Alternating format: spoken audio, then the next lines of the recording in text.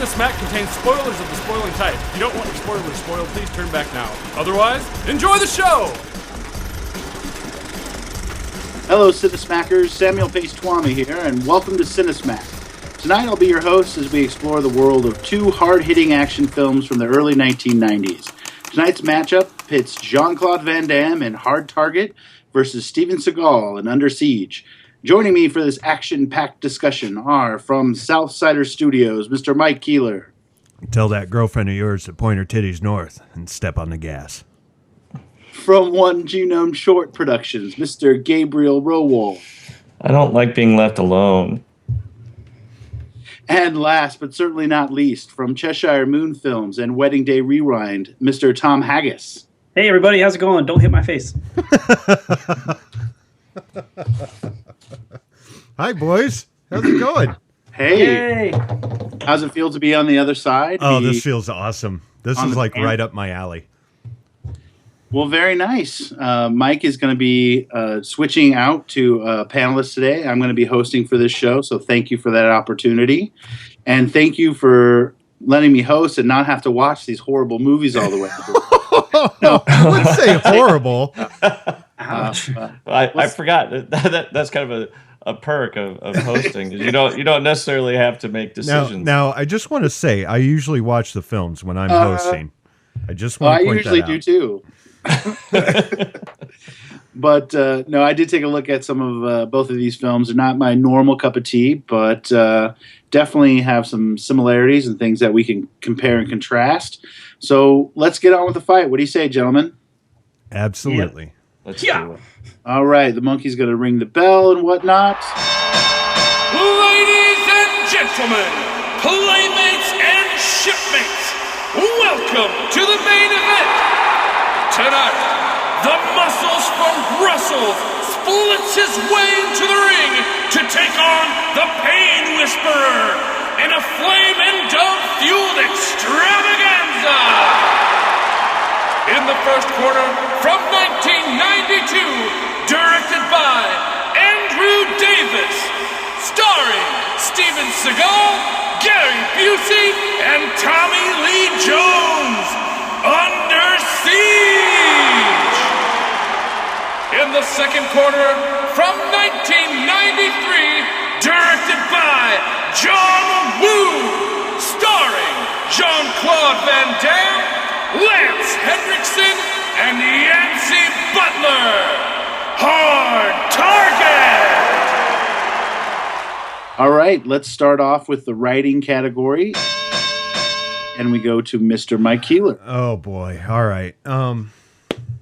First off, I love 90s action movies. I mean, if you would have looked in my VHS library back in the 90s, it was mostly action films. A lot of John Woo films, a few Seagal films, but a lot of John Woo. And I'm not just talking about his American stuff. I'm talking about his Chinese, Hong Kong stuff. But we're here to talk about writing.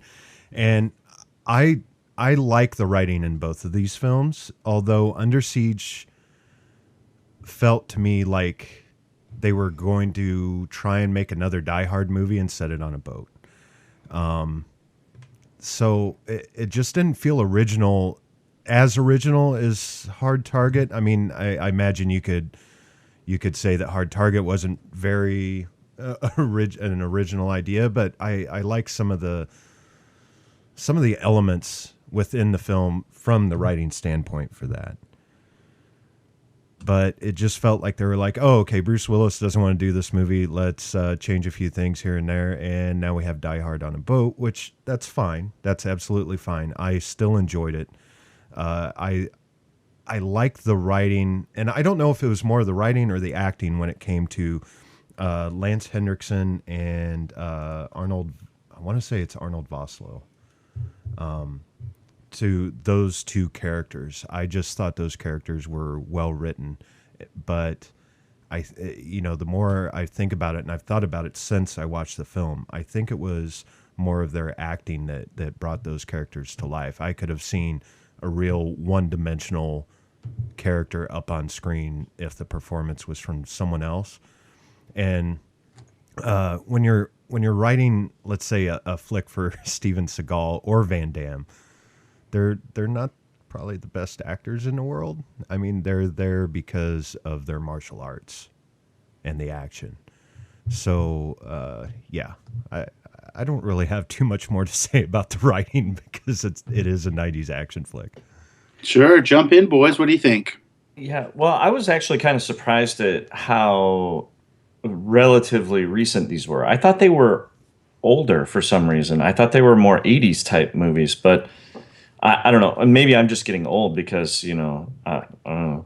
The 90s don't seem that long ago, but maybe they are. Is that a long time ago? It is. It is. I guess it is. It's kind of time is disappearing. I just found my senior pictures that were taken, and I looked at the back date, and I'm like, oh my god, this was 20 years ago. Yeah, it is kind of scary, isn't it? Yeah. Yeah. Well, I don't know that there's much to say about the writing of either of these, really. I feel like there wasn't really anything terribly exceptional about them. And you mentioned Die Hard, and I thought that was an interesting comparison. Like Die Hard on a boat, kind of. But the one thing I think they were missing was actually intelligent, witty banter. And yes. They tried to get the one-liner type things in there, but they just kind of fell flat. And I just don't feel like that like believable or more natural anyway, fluid dialogue was there. And I don't know that that's necessarily attributed to acting, because that's what the actors had to work with. Those are the lines they had, and I just didn't feel like it was there for either one of them.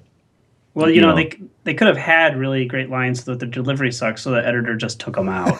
Yeah, that could be. Maybe. So instead, you get these glares and these long moments of silence, moments out of sounds, where they're not talking, Yeah. just looking. Well, I want to point out real minutes. quick that the guy who wrote Hard Target, Chuck Farrer, Farva, It's related to Brett Favre. Farvera.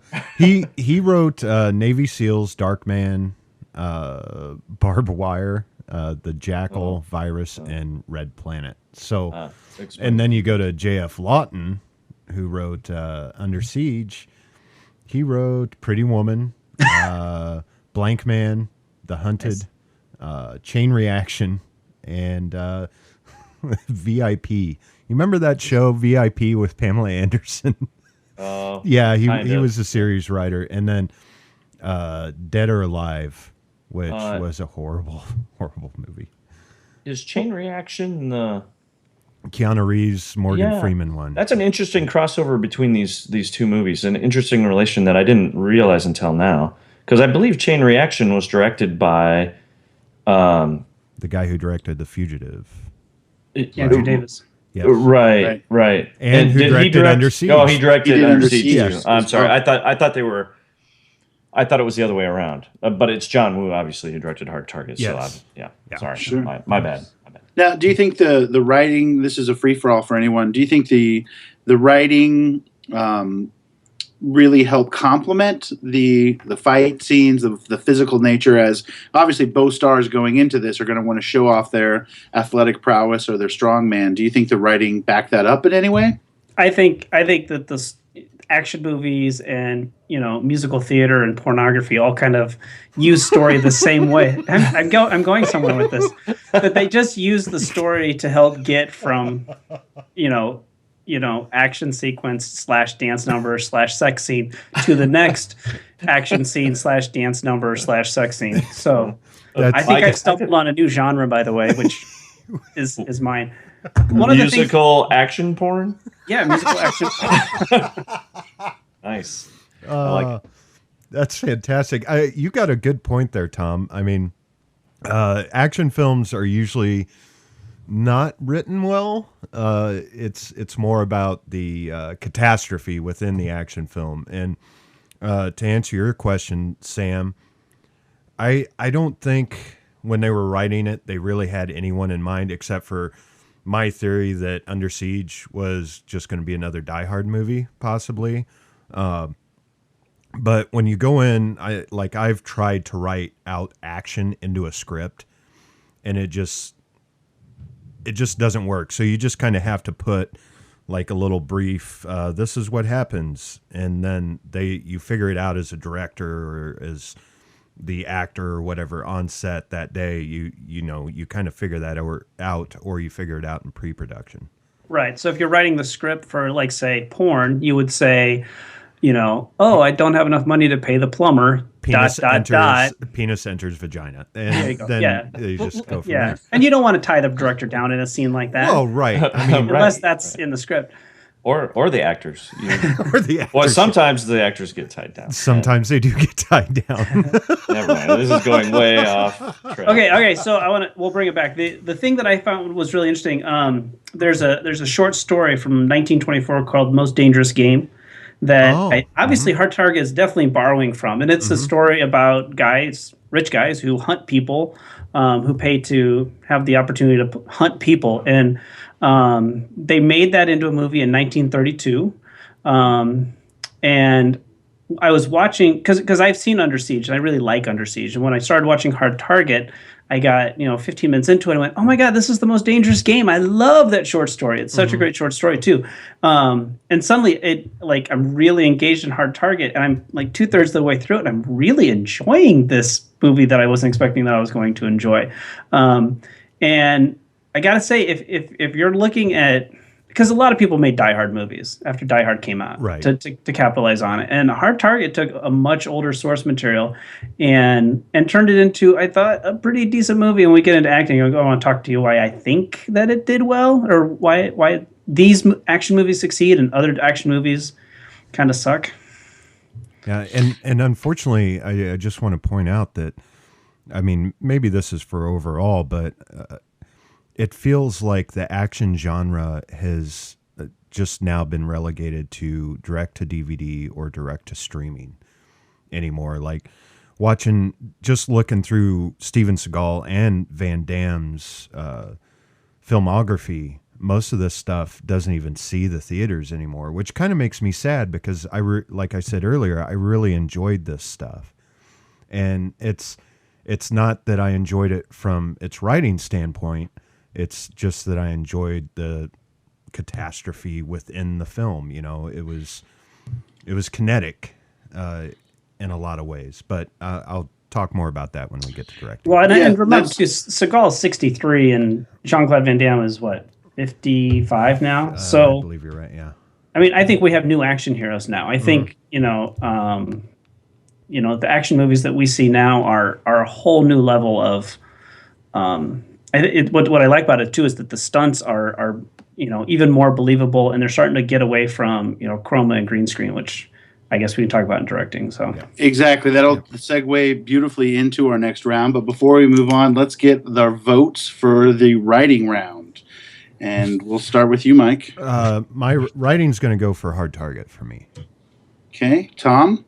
Yeah, I'm going to go Hard Target also. And Mr. Gabe. Yeah, I'm going to go with Hard Target, mostly because you feel a little bit more for the characters in that. You care about what happens. All right. Before we move on to the acting round, it is no secret that once Jean-Claude Van Damme was brought onto the project, that he did clash with director John Woo on what this would be his first, English language film. In the original film, it was set to end with a big boat chase, but it was changed to a horseback chase at the end after a very long, heated discussion with John Woo. So in some ways, it goes to point out how acting can influence the writing and change the writing in certain projects, especially when you get big names attached. With that, let's move into our acting category. And we'll start with Gabe. Wow. Kind of like the writing category here. I'm not sure there's much to say for the acting in either of these. I wouldn't say the acting is stellar. And there's some fun. I think that the best acting performances in these two movies are not the main characters, but some of the secondary characters, some of the side characters. But I do have to say that after watching them, and it may have been kind of a language thing, I don't know, but I thought Steven Seagal was more believable or more natural with the delivery of his lines than Jean-Claude Van Damme. JCVD, is that how? Yeah, Yep. is that right? Yep. JCVD.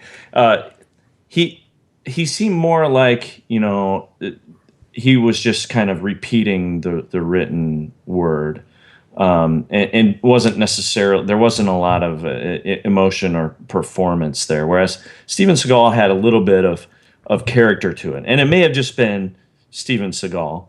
I'm not sure he really put on this character. It was just probably just being himself. But I felt like he was a little more natural from an acting standpoint. Yeah, I agree totally, Gabe. I mean, when you're going to be putting Steven Seagal or Van Damme or Schwarzenegger or Stallone, you're getting the name, and you're just essentially, it's kind of like what we talked about last month with The Searchers. John Wayne, you got John Wayne. It wasn't really John Wayne acting as a character. It was John Wayne being John Wayne. And I think the same goes with Seagal and Van Damme in that way, where I really do like the calm demeanor of Seagal. I like, how he places his hands. I like, a lot of people make fun of it, but, his whispering. And Van Damme, it almost felt like I haven't found anything, and I don't know if I might look it up after I stop yapping here, but it seemed like they placed it in New Orleans, knowing that Van Damme was French, so he could get away with that Creole feel, when he speaks. Sure. But I want to point out, I love Tommy Lee Jones, and I loved him in Under Siege. I don't know. It's like not every Tommy Lee Jones movie that I see, I feel like he's the same.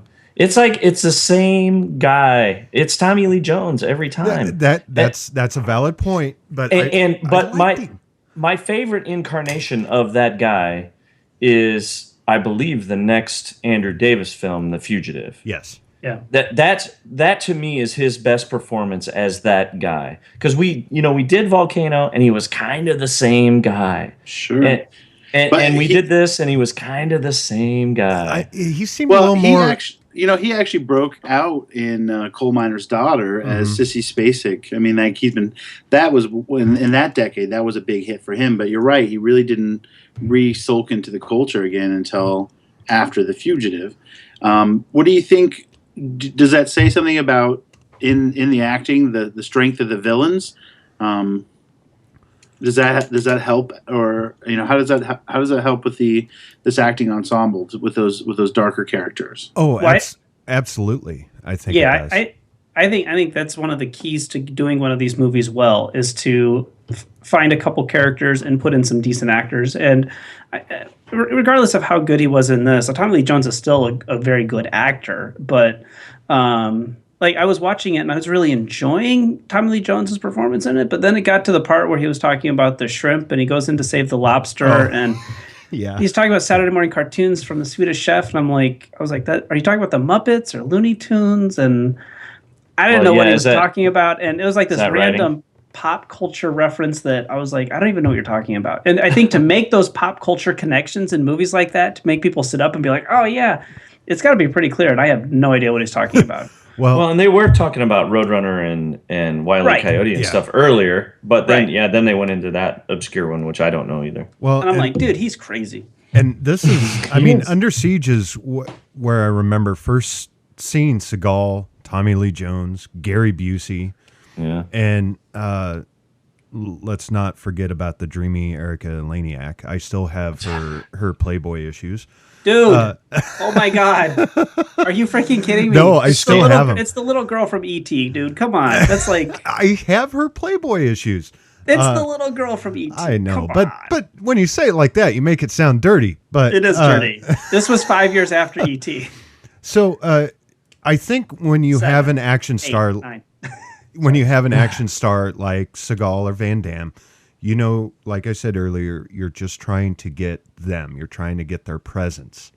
And then you build around them. And I think they did well, having Tommy Lee Jones, Gary Busey, Cole Meany, putting some good bad guys in. But I loved, like I said earlier, Arnold Vosloo, Lance Henriksen.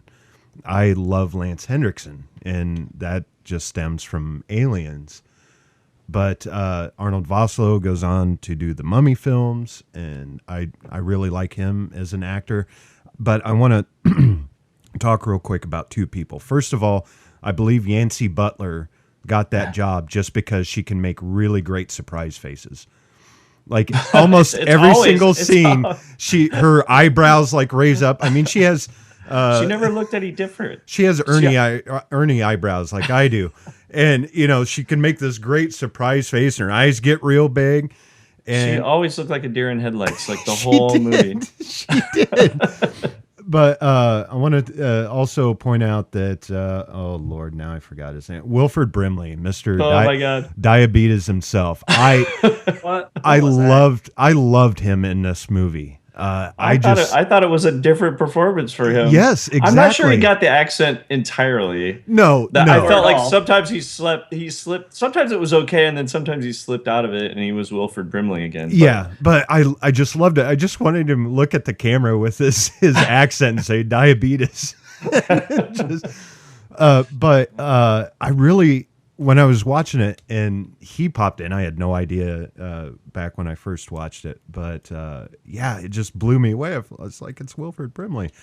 And also Ted Raimi, the brother Sam Raimi, is in Hard Target as well.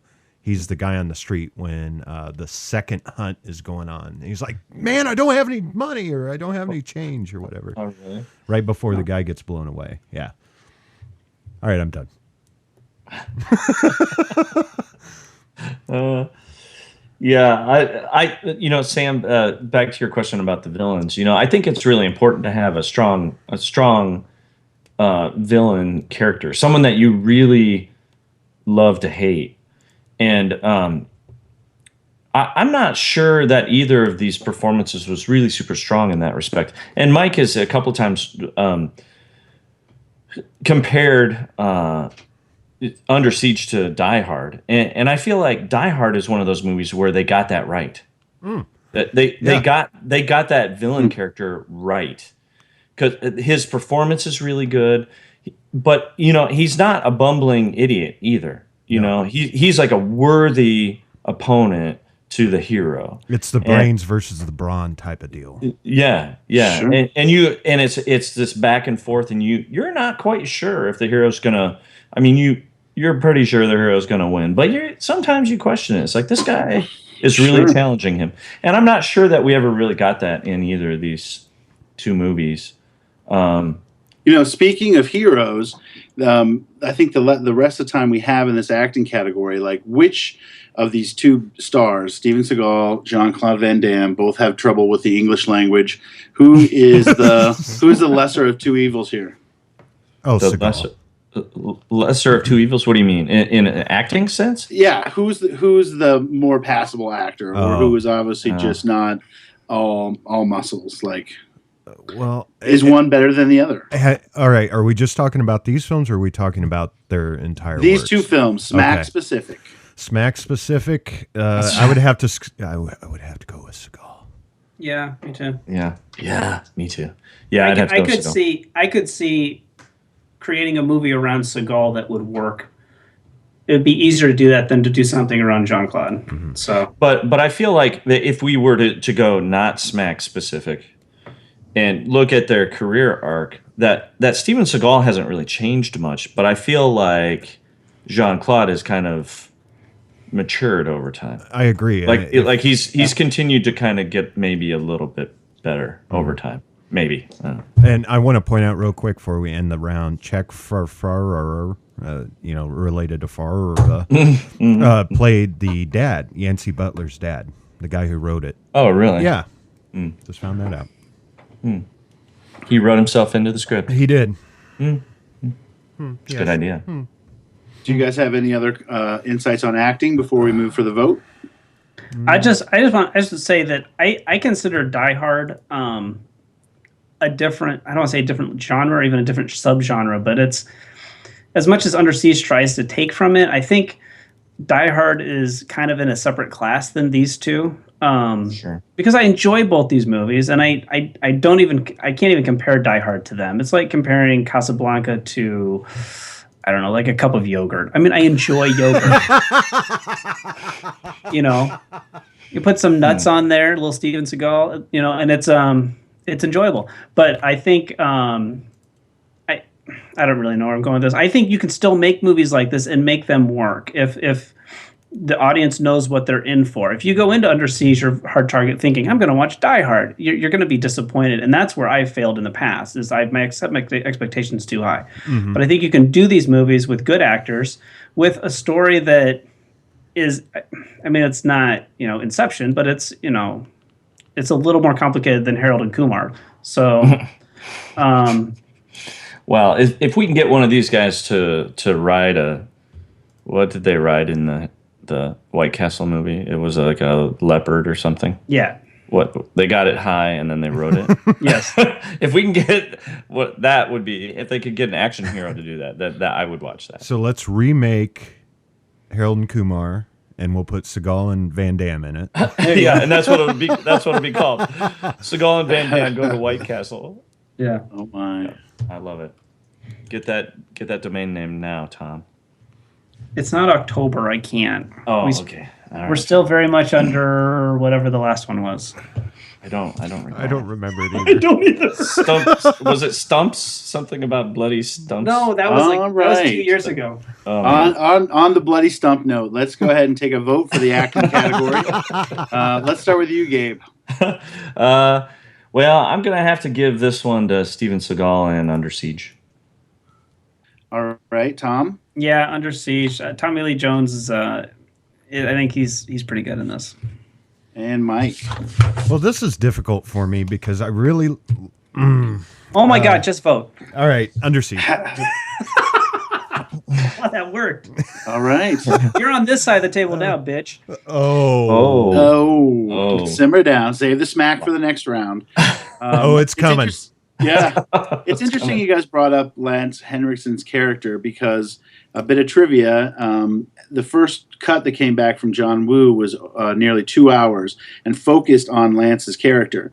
So Van Damme and his editor locked themselves in the editing room for 2 days to rework the film, with Van Damme stating that moviegoers were paying to see him and not Lance Henriksen.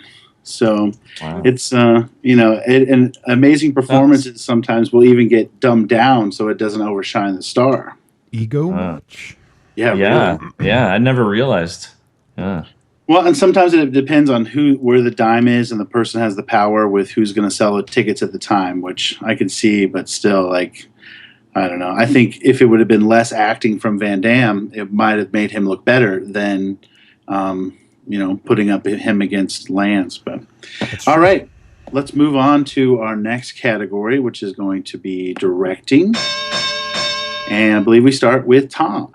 John Woo and these fucking birds. Oh my God. Yeah, what's the deal? Like, I'm with you. You know what? Yeah, with Face Off, it was a little bit more artful, but like Hard Target, it was just like a fetish with him. Like it was like just a static shot and a dove flew through it. And I'm like, why is there doves? They're like pigeons. Yeah. It's like a low rent dove. Exactly. Slow-mo, low rent dove. Gabe. Maybe if Van Damme had taken a pay cut, they could have afforded the doves. Gabe and Tom, you ignorant sluts. But it's in every movie. He does it all the time. I agree. It's like his trademark. Like Tarantino has a thing about feet. Woo has a thing about birds. And it's hard for me to defend this, all right? Just keep going. I saw a movie today. I turned on TV and there was a movie with Ben Affleck in it that I had never seen before. I'm like, what is this? I know what you're talking about. And it was a movie called Paycheck. Yes. And I started looking into it a little bit, and it's directed by none other than John Woo. And I'm like, wow, what a coincidence. And he's even gone so far as to go to slow motion CG doves. There's a scene where he sees this dove fly in slow motion, and it comes in right at the camera, and it's totally CG. And I'm like, really? Like every movie has to have this? Everyone? Is there one that okay, here's trivia. Is there a John Woo movie that doesn't have slow motion doves in it? Slow motion doves. let's see. My mind went straight to Mission Impossible 2, but no. But I think it does. Oh, God, Yeah, no, it they're does. all over in that movie. Are you kidding? Well, especially when Tom Cruise like comes in through the doorway. I don't know. I'll think about there are this. birds on the cover of Mission Impossible 2, if I'm you're not right. mistaken. I think you are correct. This is hard for me to defend here, but Wind Talkers? No, there's probably birds in that. Probably. I don't know. I can't answer that. And I've seen a lot of his films. And I in the right instance, if it's symbolic or something, Yes. okay, then it makes sense. Right. But it can't be symbolic in every movie. I think, it's like it doesn't make sense. I don't know. I think John Woo really wanted to direct The Crow, and he's just making up for that lost opportunity. Yeah. No, I'm with you on that one, Tom. The bird thing, and then Go ahead. the copious amounts of slow mo. Oh my- There's like so much slow mo, like unimportant things. There were a few things that really bothered me about that.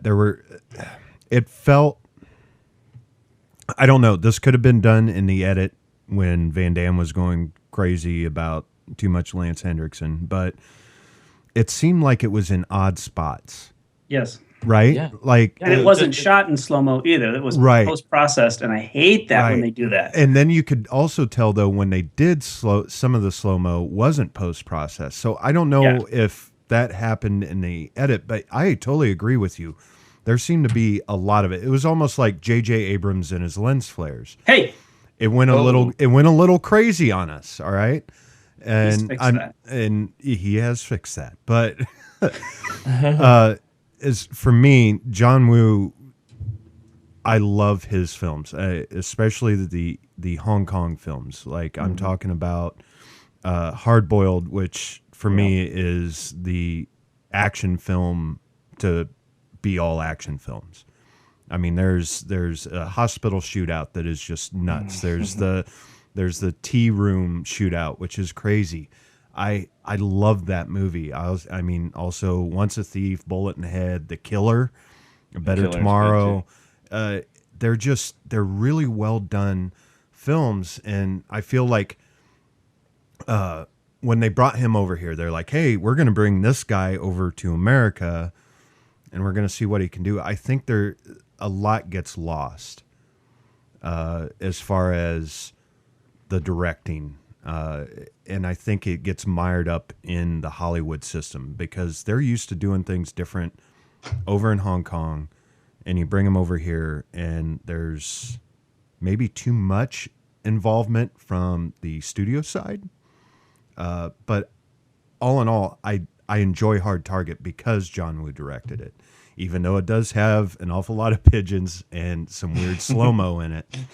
Slow-mo pigeons. Even. I really do enjoy his take on action.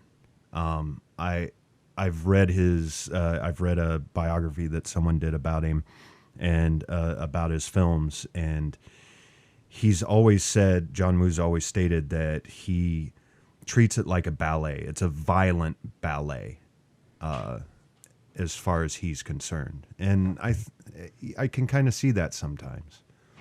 Yeah, that's one of my problems too. Is I know John Woo can do better than this. Yeah. I know that there maybe in the original footage there's a really great action movie in here. The thing I thought was most interesting in these two action movies was that I thought that the action scenes were actually kind of.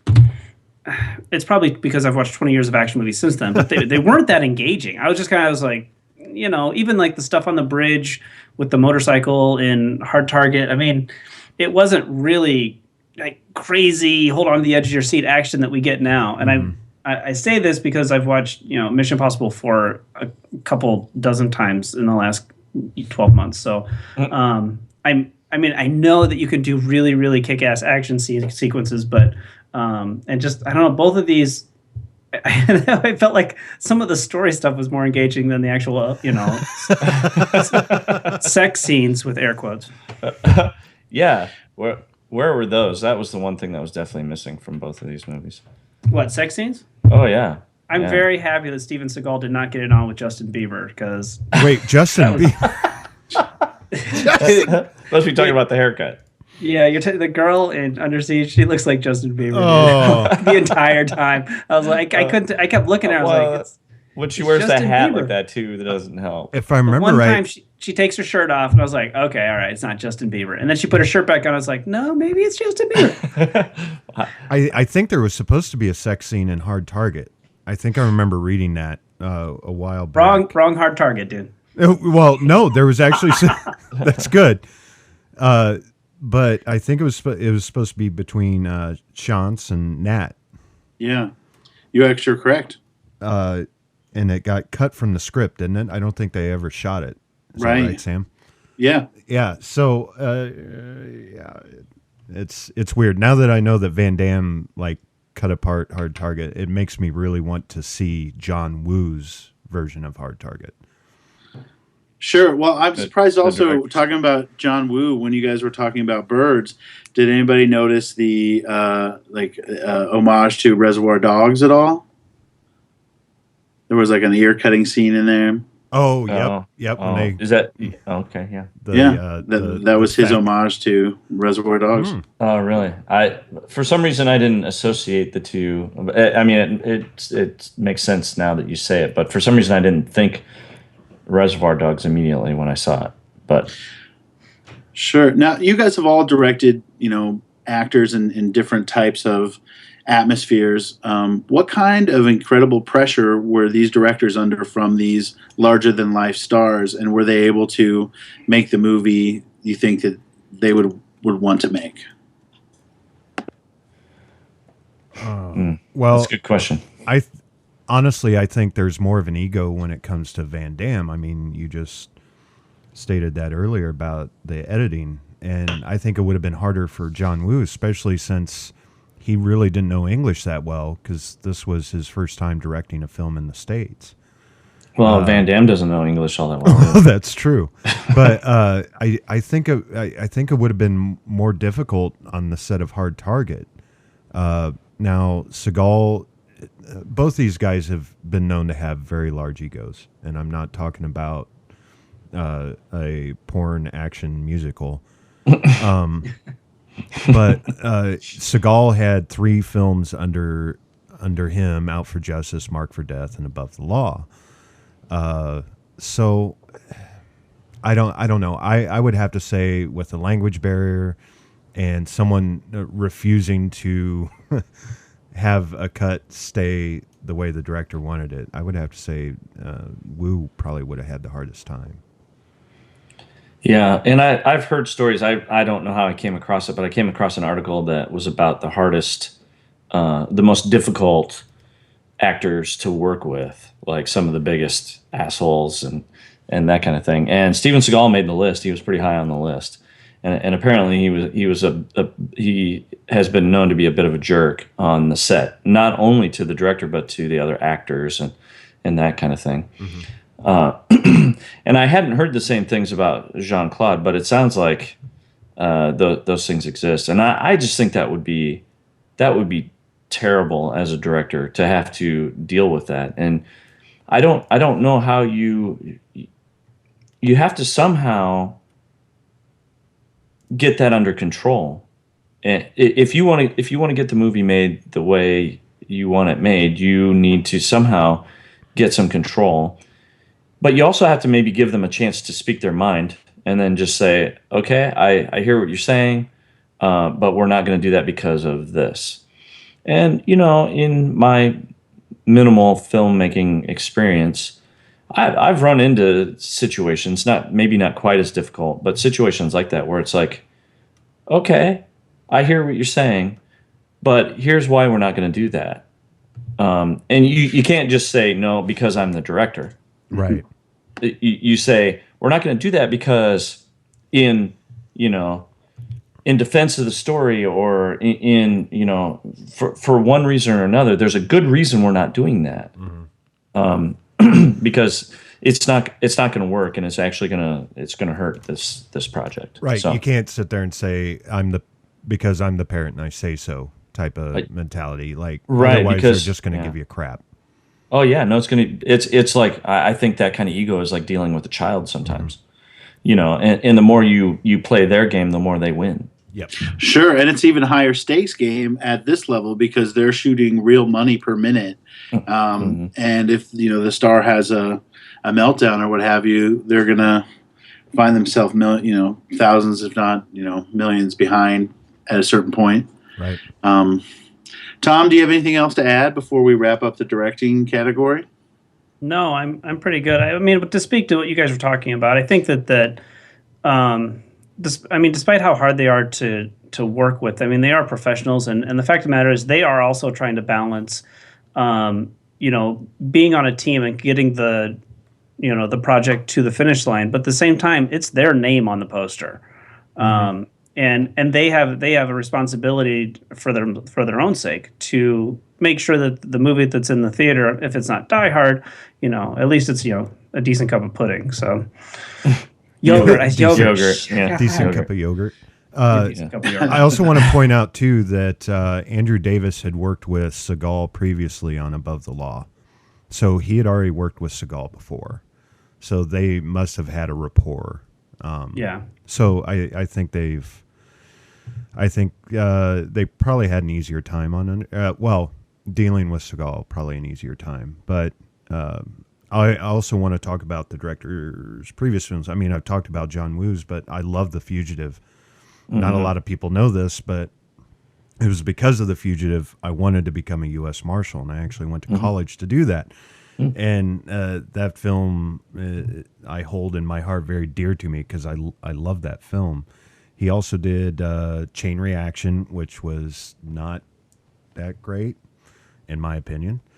And he did Holes, though, and I did find that entertaining. Holes was great. Yes. I liked Holes. It's back when Shia LaBeouf was, not crazy, not too into himself, right? Sober. Yeah, Sober. Exactly. All of that, all of the above. Not Indiana Jones Jr. Right. None of that. Interesting. And then if you think about The Fugitive, because I'm with you, Mike. I think Fugitive is one of my favorite movies of all time. And I enjoy it every time I watch it. And I enjoy Tommy Lee Jones as Tommy Lee Jones in that. And I enjoy Harrison Ford as Harrison Ford in that. And it's just... But it does make me think of what we were talking about. What impact does working with someone like Steven Seagal versus Harrison Ford have on the end product, and how much of that end product for The Fugitive was a result of Harrison Ford's involvement in that project? Right. Well, an interesting connection that you bring that up. I was going to point out here in a minute that Harrison Ford watched Under Siege when he was deciding whether or not to take the lead in The Fugitive, which Andrew Davis was already set to direct, and Ford was impressed by his work in Under Siege, so immediately agreed to accept the role in The Fugitive. So there's a little linkage right there. Nice. Interesting. I did not know that. Cool. Anything else on directing before we vote and move on? I'm done blabbering. All right, let's go in for the vote. Mike, what do you think? Mine goes to Hard Target. All right, Tom. Mine's going for Under Siege. Okay, and Gabe. I'm kind of split on this, but I think I'm going to go with Hard Target too. All right, for those of you following along at home, Hard Target is up by 1. And now we're going to move in for the last round. The ring girl has exited the ring, and it's time for the overall category. Time to get your final smacks in. We're going to go to you again, Mike. What do you think? Start us off in overall. All right. Well, in overall, I always want to talk about the music. I think music can add a lot to a film. The same with sound design. But I really enjoyed some of the music in Hard Target, like some of the southern twangy guitar, if you will. I also enjoyed some of the music in Under Siege. Now I'm trying to look up here the music by they're no one that we would really know, but I think music can add a lot to a film, whether you're going for a slasher flick, a horror film, to a romantic comedy, to an action film or an epic. You always kind of remember the music, and it either helps heighten your mood or lower your mood, or it just does nothing. But for a majority of both of these films, I felt like it didn't really do too much to add to my enjoyment. I mean, there were a couple good sounds of some pieces that they used, but otherwise I didn't really feel like it added too much. And when it comes down to it, we always talk about an overall, which film will you watch again? I'll watch both of these films again. Which one would I watch first? Well, you'll see when I vote. But yeah, building the drama, yeah. But it comes down to, I mean, we talked about it in the acting. You've got to get that, and I think Tom and Gabe both said it perfectly. Like, you've got to get that villain to match the hero, and sometimes to go above the hero, where the hero is going to be more physical, the villain's got to be more brains. And I felt, and I agree with this, that there wasn't really that equation going on in either one of these films. It just felt like they were there, although I think Hendrickson and Vosloo just had this great chemistry together. And I think it really showed on screen. Sure. Where do you think practical effects figure into the overall situation? All of you. Crap. Practical effects. I mean, just think about the enormous amount of squibs used in Hard Target. Yeah. You know, very sparkly ones too. Yeah, and lots of sparks. You get that awesome. Now, I forgot to bring this up in directing, so I'll bring it up now. You guys talked about the doves or the pigeons in this film, but there's always a shot that Wu does, and it's where the villain and the hero are essentially back to back, and I love that shot. And that shot was done in the warehouse where Van Damme and Vosloo were back to back, and then they turn around and just start shooting at each other through the glass. And you could almost kind of feel a little bit, if you've seen Hard Boiled, you could feel a little bit of that hospital shootout in there, because it was all one take during that time. There were explosions going off, guys flying through glass windows, and it felt really, really great. It felt like the Wu I knew. The Wu I knew. And I like some of the hunters that they brought in. One of them was, just because I'm a 80s, 90s action movie freak, I noticed one of the hunters was Sven Old Thorson. And he was like the big guy wearing the red and black camouflage, red, black, and white camouflage. He's in a lot of Schwarzenegger films because he's a big guy, so Schwarzenegger needs a big guy to fight. He was also in like Hunt for Red October, Lethal Weapon, and let me see. Gladiator. And he was also the security guard in Mallrats. So, yeah, I just wanted to point that out. But I think I really don't know what else to add to either one of these films. They're action films. For me, the kinetics of the shots, if it pulls me in for the action. Now, I do like how Seagal is a very kind of close quarters. He's using your momentum against you. He's turning it back on you. And I love to watch that. Because it makes for some great scenes where Van Damme's more flying around kicks. He always does the splits usually in one. Yeah, that was definitely missing. He didn't really do the splits. He didn't. He did a lot of roundhouse kicks and a lot of flips and stuff. I want to point out too, Lance Henriksen made me want his gun in the film is called a Thompson Center, and it made me want to get one of those guns. I just think they're awesome. Those single one shot in their rifle bullet. So other than that, I'm done.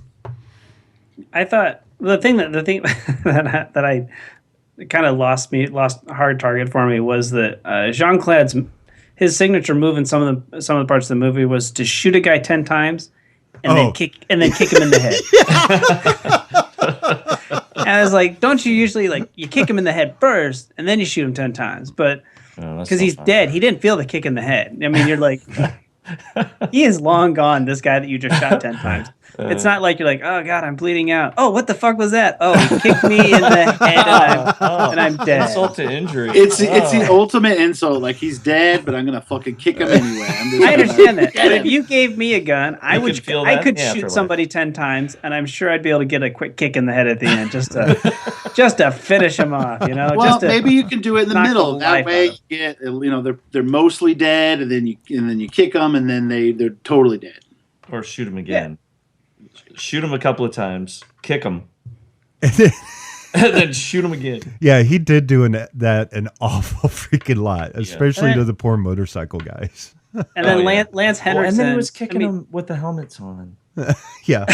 He's kicking the helmets. I'm like, that's kind of what they're designed for. That's another John Woo trait. Crashes and kicks. Is guys on black motorcycles wearing black suits. The other thing too is Lance Henriksen can shoot a writhing snake at 15 paces, but the last 20 minutes of the movie he can barely hit anything. Oh yeah. It's like, what happened to that snake shot earlier? You blew the guy's head off, and I don't know. It was very inconsistent. It's very inconsistent. I expect more from the guy from Alien. Yeah. Well, Mike, you were talking about the music, and I was thinking you were saying how good music can really add to a film or to a scene or whatever. But I also feel that the wrong music can be really distracting. Mm-hmm. And I felt in Hard Target there were a couple of times where I noticed the music kind of drew me out of it. And I said, oh, that music's kind of campy. It's when Vosloo was kind of doing his tracking thing. Oh, mm-hmm.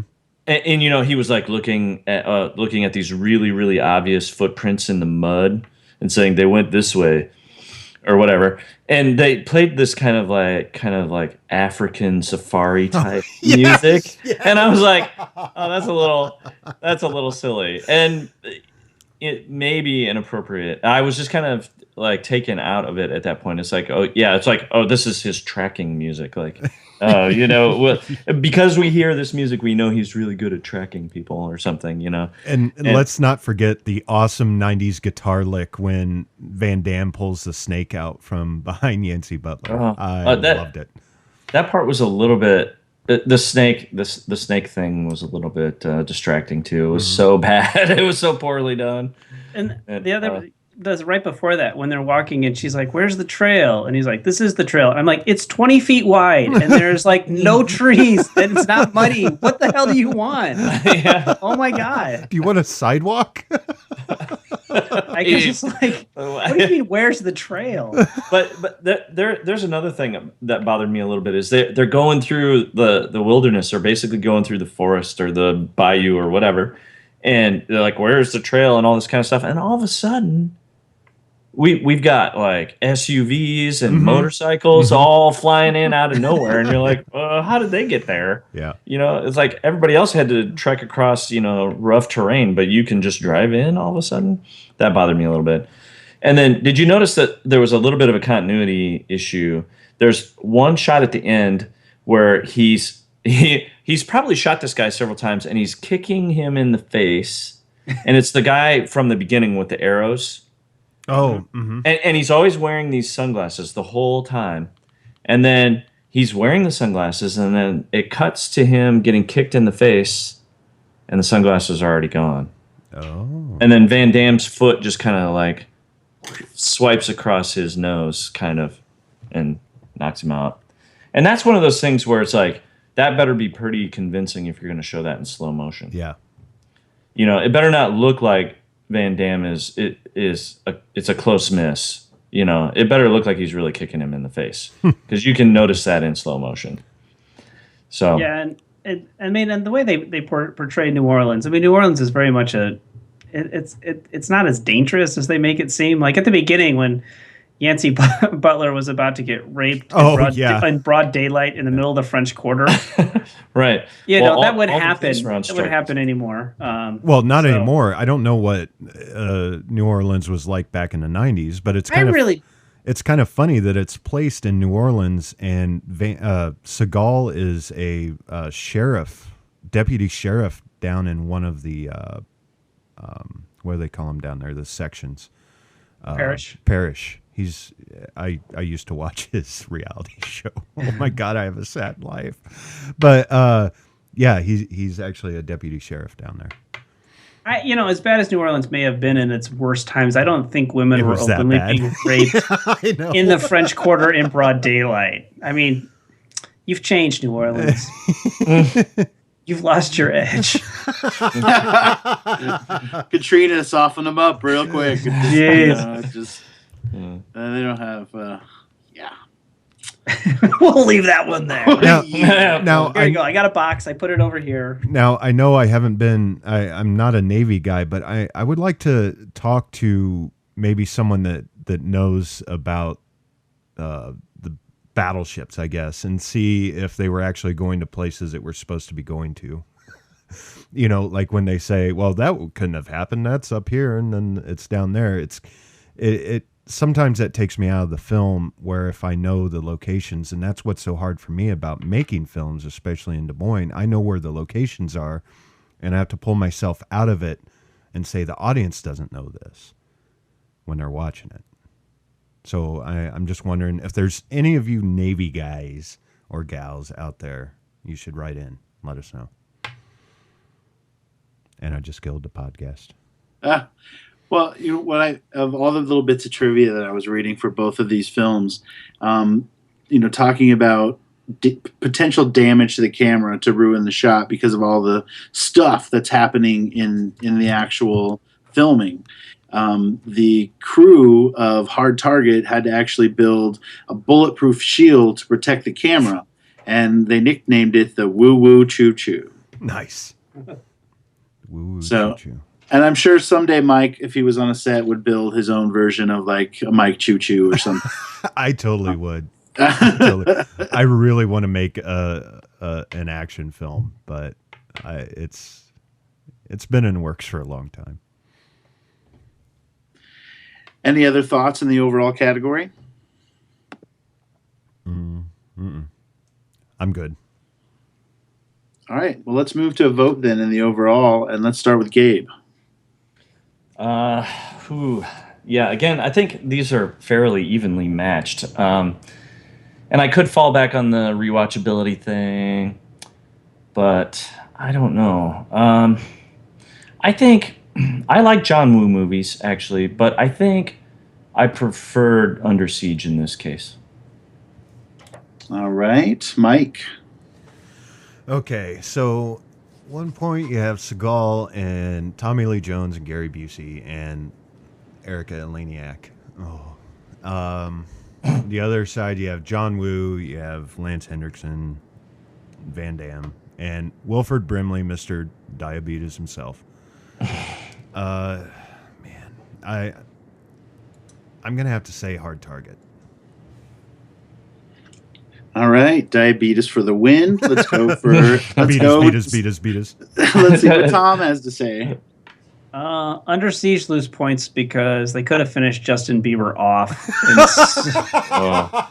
and spared us the years we've had to endure him. But Hard Target has those slow motion post-process shots that just look so bad. So I'm going to have to take Under Siege. So I don't know. There you go.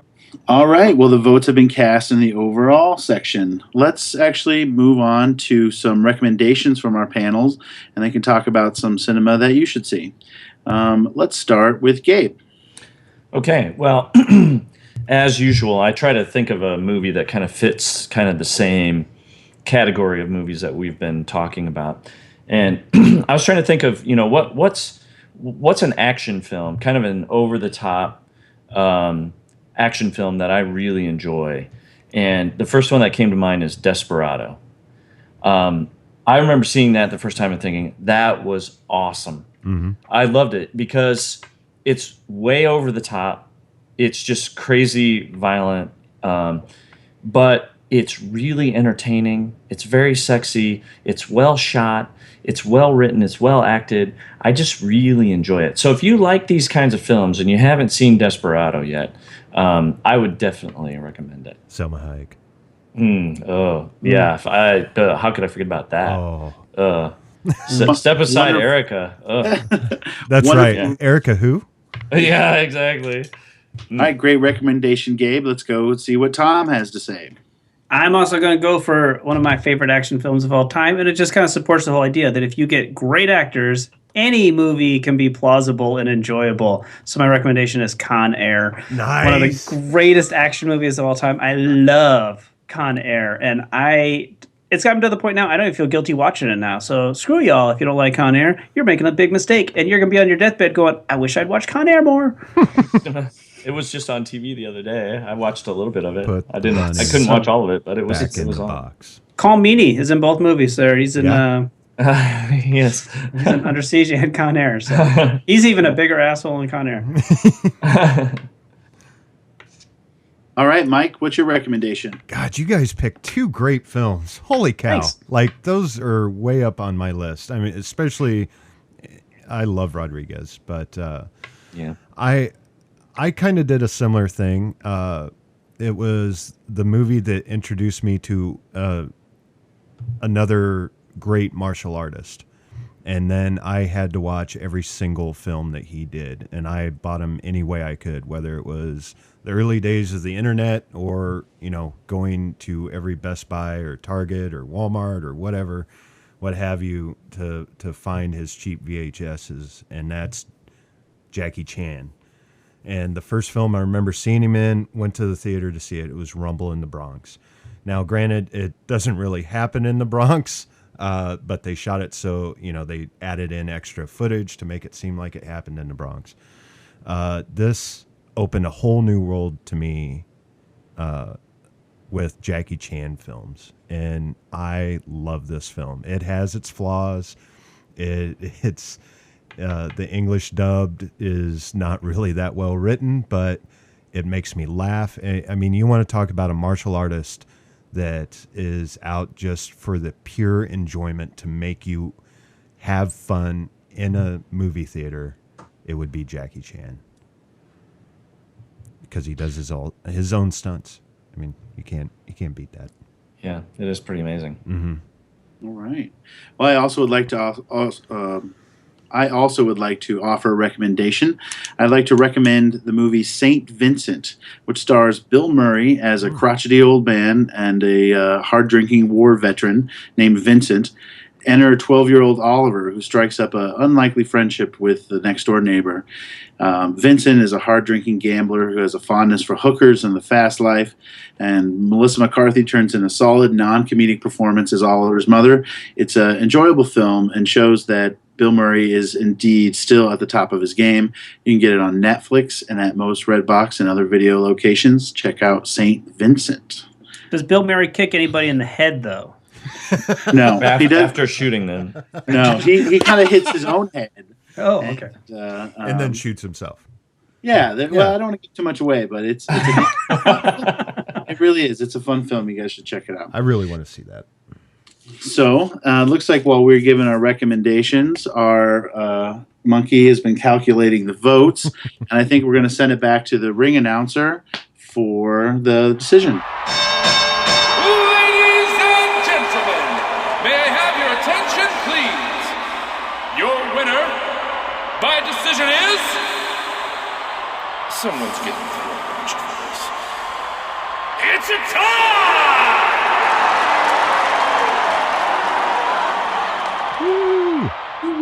I'm glad about this.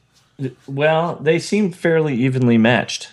They do. So, yeah, I mean, I guess we've determined that if you put Seagal and Van Damme in a ring together, they would knock each other out. Or destroy the be a tie. universe. Oh, it could. No, that's Chuck Norris, right? Oh, Chuck yeah. Norris Well, and- Chuck Norris just by himself could. Right. Well, I think that's right. Like if our listeners have any insights or any views on this themselves. I'd love for them to send it in and help decide it. I think it's great that it ends in a tie because it's to me it's like both around the very same time.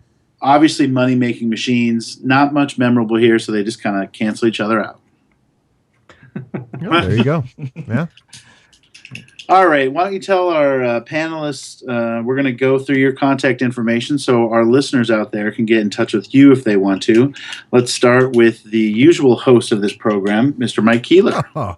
Well, you can watch our films on YouTube. Just type in Southsider Studios. We have most of our films up. We also have some up on Vimeo.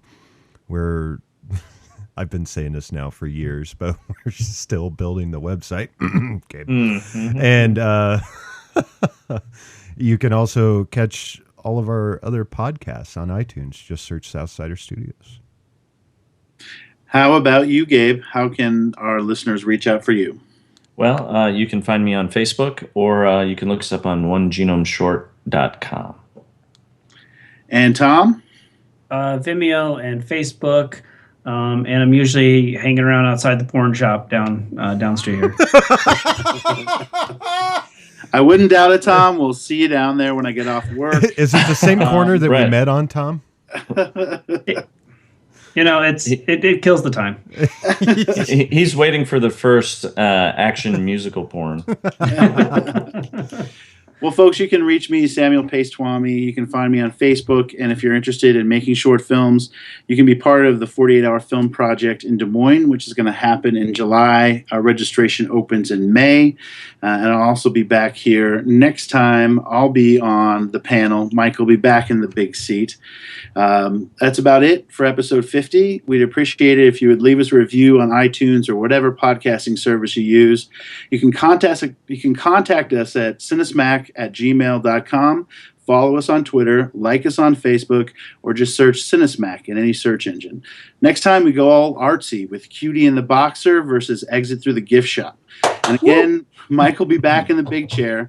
So for Gabe, Tom, Mike, and myself, thanks for listening, and go soak up some cinema.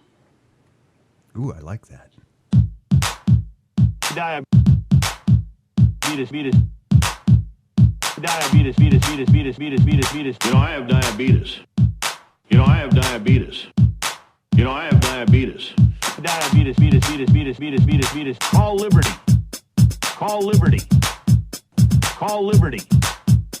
Diabetes. These are my testing supplies. Diabetes. When I say diabetes.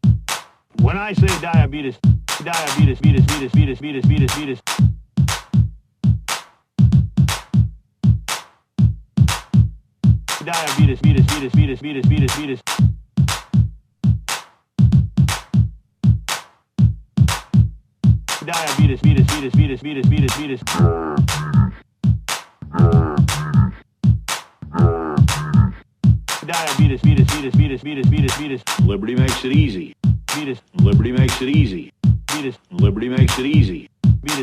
Diabetes.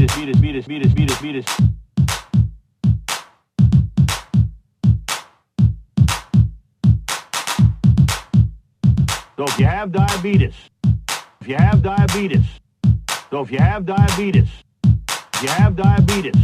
think again.